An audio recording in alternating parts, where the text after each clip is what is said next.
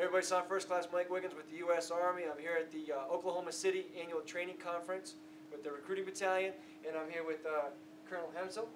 Hey, sir, how are you doing today? Doing all right, Mike. How about yourself? Not too bad, sir. It's good to see you and everything, and you having a great time tonight? It's a great time. Always a great time here in Oklahoma City. Definitely. It's my first time out here, and I'm having a blast. And would you mind telling everybody your Army story? Sure, no problem. I'm Colonel Chris Himsl. I'm the 5th Brigade, 5th Recruiting Brigade Commander. My area of operation starts from Laramie, Wyoming, all the way down to Brownsville, Texas, and from the Mississippi River over to California. One of the battalions I happen to have is headquartered here in Oklahoma City, and we're up here celebrating their successful year.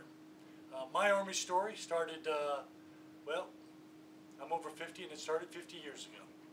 I grew up the son of a non-commissioned officer. My dad was a non-commissioned officer in the United States Air Force. He retired as an E9, which is Chief Master Sergeant in the Air Force. It's the highest enlisted rank in the services. When I was graduating high school in 1978, I was going to school in Germany. And back in those days, you know, you fill out your college applications with a number 2 lead pencil. You know, fill in the dots. None of that online electronic stuff we do nowadays. So I'm at the dinner table one night, and Dad comes in from work and goes, "Chris, I got it for you." I looked up at him. I said, "Hey, Dad, what you got for me?" He goes, "You name the service academy, I can get you in." That's 1978. I got hair down to here, parted down the middle. I'm looking at my dad and I go, "Whoa, hey Dad, I just spent 18 years in the Air Force. I think I'll take a break. Thanks, but no thanks. I don't want to go to the service academies." Now, this is before Reagan and the pay raises in the military. So my dad, with 5 kids, turns to me and goes, "Hey, look, if you're going to school, you're paying your own way." So I went to school. I paid my own way. Went to a private Catholic college. Graduated in 1982. 1982, the unemployment rate was even higher than it is today, and even higher for college graduates. The Dow Jones Industrial Average was in the 800s when I graduated in 1982. And people get worried now when it drops below 10,000. I tell you, we're doing fine in this country. But anyways, so I go to school, graduate. With a degree in political science, there's not a whole lot to do in 1982 with a degree in political science. But hey, I'm not worried. I'm going to go play baseball in Georgia. Go down, visit my brother, play baseball for a few years, having a good time. And then I got married. Marriage changes. It's a game changer. You got to be responsible, right?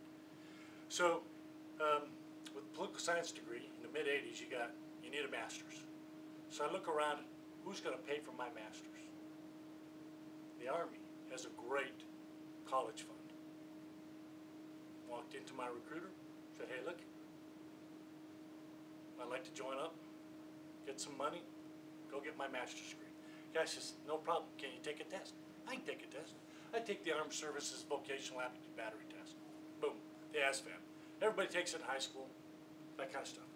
Score well, the guy goes, "What do you want to do?" I'm thinking, hey, greed is good. I want to be an international banker. So hey, put me in the finance and accounting field. So sure, we're standing here. When can you ship? Hey, when do you need me to ship? A couple months, okay. So in August, I've got a report date to my first reserve unit with the ship date at the end of August to go to basic training. 5 weeks into basic training, my drill sergeant Kalebo, calls me into his office and goes, "Private Himsl, you need to be an officer in the United States Army." I said, "Fine, what do you need to do?" And he says, "You don't need to do anything, I've already done it." And he typed out, all by himself, on an IBM Selectric. For those of you who have grown up in the word processor era and in the personal computers, the IBM Selectric, it was very archaic. But it had whiteout, and there was whiteout all over my application.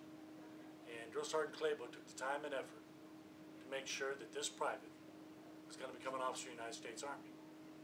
So I became an officer in 1987 through the Officer Candidate School at Fort Benning, Georgia. In my career, I never went to get my master's. Even though I signed up, I got a $7,000 bonus. I got the $7,000 bonus. But once you became an officer, you had to pay back the bonus. And so I never went to grad school. I became an officer. And there's nothing greater than leading men and women in the United States Army.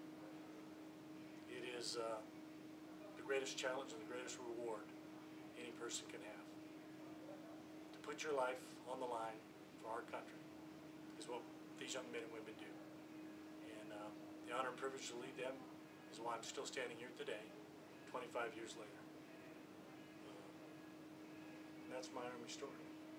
Well, thank you very much, sir. That's a very excellent story. You can see out there, everybody, the stories vary from person to person. There's never the same story twice. And you can see we've got a great leader here. And there's a lot of people out there that have bachelor's degrees that aren't doing or working to their potential.